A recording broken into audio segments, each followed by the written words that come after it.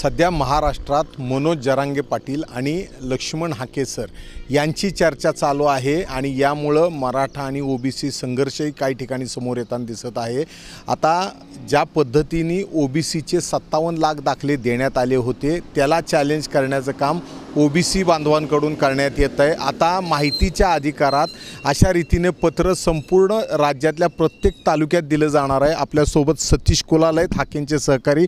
त्यांनी आता एक माहितीच्या अधिकाराचं पत्र माळशिरस तालुक्यात दिलेलं आहे सोलापूर जिल्ह्याच्या। काय नेमकी तुम्ही माहिती मागितली आहे, काय तुमची मागणी आहे?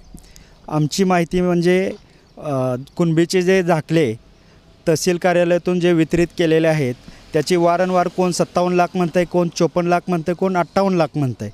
या वेगवेगळ्या आम्हाला माहिती मिळत असल्या तरी खऱ्या अर्थानं या तहसीलमधून ज्या कुणबीच्या नोंदी ज्या गेलेल्या आहेत त्या नोंदी कशाच्या आधारे दिलेल्या आहेत, कारण जेणेकरून या नोंदी 50% 80% म्हणजे खुडाखुड करून दिलेल्या आहेत।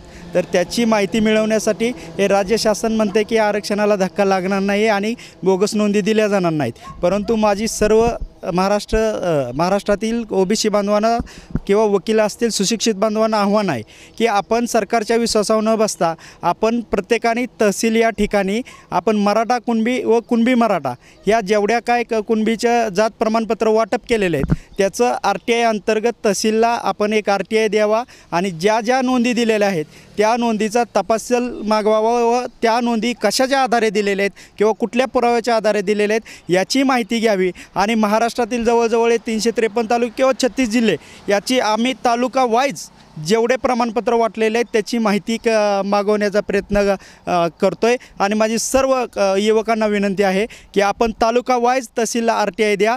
जो या RTIमध्ये मी तुम्हाला जो देतो आहे त्या RTIचा सब्जेक्ट आहे असा ठेवा, फक्त तुमचं नाव आणि तालुका त्यात इन्क्लूड करा आणि येणाऱ्या 30 ते 35 दिवसामध्ये आपल्याला संपूर्ण महाराष्ट्रातील जेवढे दाखले कुणबीचे गेलेले आहेत तहसील कार्यालयातून त्याची आपल्याला माहिती मिळेल आणि जेव्हा हे दाखले तुमच्याकडे उपलब्ध होतील तेव्हा तुम्ही सर्वांनी माझ्याशी संपर्क साधावा हे सगळ्यांना आवाहन करत आहोत। आता मला एक सांगा, हे जे कुणबी दाखले दिलेले आहेत हे हैदराबाद गॅझेट बघितलेलं आहे, शासनाने देताना काय डोळे आंधळेपणाने दिलेलं नाही ना? म्हणजे जरांगे पाटलांनी जे काही पुरावे दिले होते ते पुरावे बघून ते पुरावे कायदेशीर बघून हे दाखले दिलेले आहेत। मग कायदेशीर दाखल्याला तुम्ही चॅलेंज कुठल्या बेसवर करता? नाही, आम्ही सध्या व्हॉट्सअपवरती मीडियावरती किंवा विधान भवनामध्ये सुद्धा याच्यावर चर्चा झालेले खाडाखोड झालेले दाखल्यांची आपल्यापर्यंत आत्तापर्यंत अनेक फोटो आहेत, तसे माझ्याकडेही भरपूर पुरावे आहेत, मी देऊ शकतो। त्यामुळे आमच्या मनामध्ये साशंकता आहे आणि जो आमचा आक्षेप आहे तो आक्षेप आमचा दूर करण्यासाठी आम्हाला त्या